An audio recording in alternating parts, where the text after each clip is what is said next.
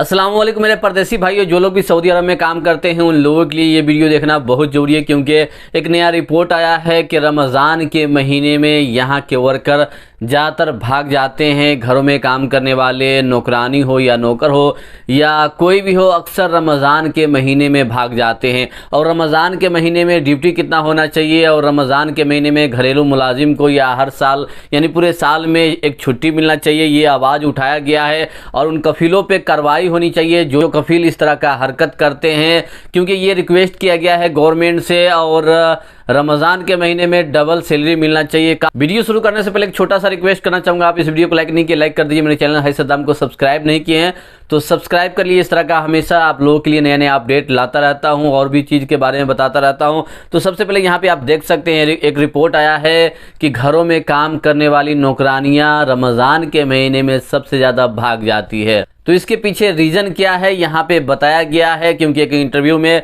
इसने खुलासा किया है कि रमज़ान के महीने में ही क्यों भागती है नौकरानियाँ। तो मैं आपको बताना चाहूँगा, जो भी कंपनियों में काम करते हैं, जो लोग भी सऊदी अरब में काम करते हैं या गल्फ़ के किसी भी कंट्री में काम करते हैं, तो रमज़ान के महीने में ड्यूटी कम कर दिया जाता है, क्योंकि रमज़ान के महीने में रोज़ा रखा जाता है और रोज़े की हालत में 10 घंटा 8 घंटा ड्यूटी करना मुश्किल हो जाता है। तो सऊदी अरब में रमज़ान के महीने में 6 घंटा ड्यूटी का अलाव है। जो भी कंपनियां आपको काम करवाती है तो 6 घंटे से ज़्यादा नहीं करवा सकती है। अगर आपको 6 घंटा से ज़्यादा काम करवाती है तो उनका एक ओवर टाइम मिलना चाहिए, और मिलता है 6 घंटे ही ड्यूटी रमज़ान में होता है वर्करों के लिए।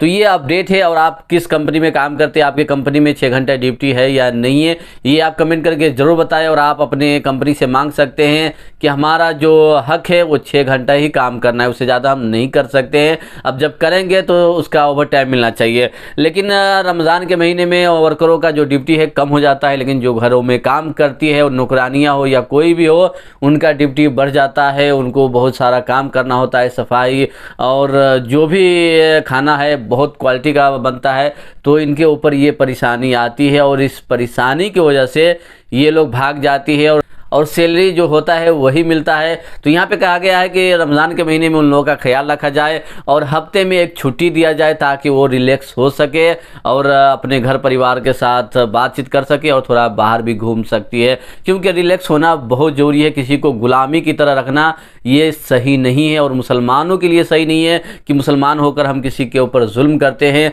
और ये भी कहा गया है कि बहुत ऐसे कफील है जो नौकरानियों के साथ बुरा व्यवहार करते हैं, यानी उनको तकलीफ़ देते हैं, परेशान करते हैं। तो ये भी मुसलमानों के लिए करना सही नहीं है, एक अमानत है। और ये भी कहा गया है जो भी इदारा नौकरानियों को बुलाती है अपने पास, जैसा कि सप्लायर कंपनी जिसे कहते हैं, वो यहाँ पे बुलाती है और यहाँ से बेच देती है 10,000 15,000 रियाल में, और वो उनका गुलाम की तरह यानी हो जाता है और उनको सैलरी दिया जाता है और उनके पीछे उनका कमीशन होता है। हर महीने में जो भी सैलरी उनका आता है तो बीच वाला जो दलाल होता है वो उसका सैलरी खा जाता है और उनको पूरा सैलरी नहीं मिल पाता है। इसकी वजह से उनके दिमाग में ये सवाल होता है, इतना मेहनत हम करते हैं लेकिन सैलरी बराबर नहीं मिल पाता है, जितना हम चाहते हैं उतना नहीं मिल पाता है।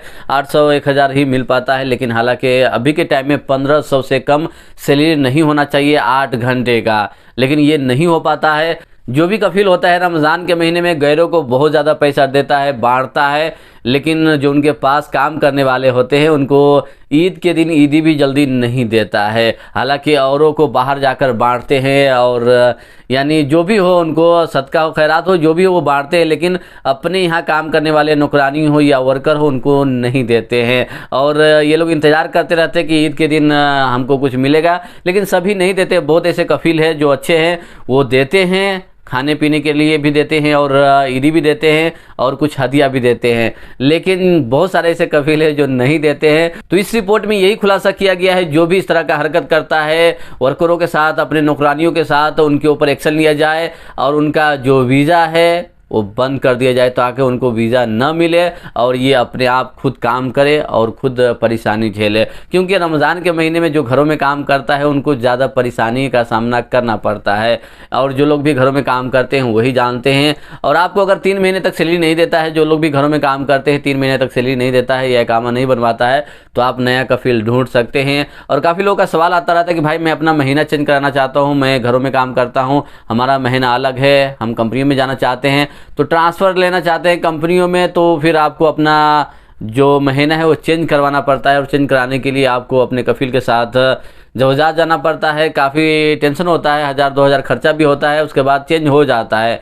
और जिन लोगों का कफील इस दुनिया में नहीं है वो चला गया और यानी इंतकाल कर गए, और वो अपना सर्विस या कुछ भी घर जाना चाहते हैं या कोई भी मसला है कोई हल नहीं कर रहा है, तो उसके मरने के बाद उनके परिवार वालों के ऊपर आता है आपका पूरा जिम्मेदारी, वो कफाला कर ले या वो आपको भेज दे। अगर वो नहीं कर रहा है तो आप जवजात जाकर अपना काम करवा कर घर जा सकते हैं। इस वीडियो को जितना हो सके उतना शेयर कीजिएगा।